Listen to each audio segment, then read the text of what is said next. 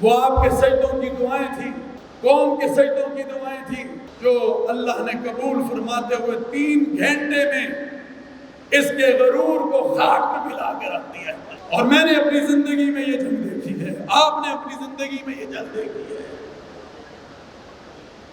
S-400 جا رہا ہے، ان کا تباہ ہو رہا ہے۔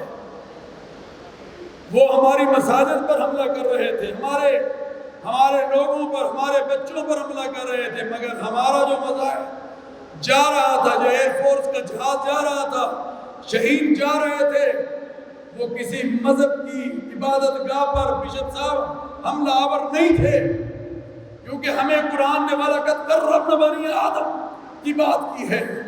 ہمیں قرآن نے یہ سبق دیا ہے کہ آدم کی اولاد کو میرے رب نے جب عزت دی ہے تو ہم کون ہوتے ہیں؟ تو ہم نے ہمیشہ احترام انسانیت کی بات کی ہے۔ تو جہاں جہاں سے وہ مزائل ہمارے بچوں پہ گرے، جیسے احمد شریف صاحب نے فرمایا، ویسے ویسے ہم نے اسی چھونی پر، اسی جگہ پر، اور ان کو سمجھ نہیں آئی کہ ہوا کیا۔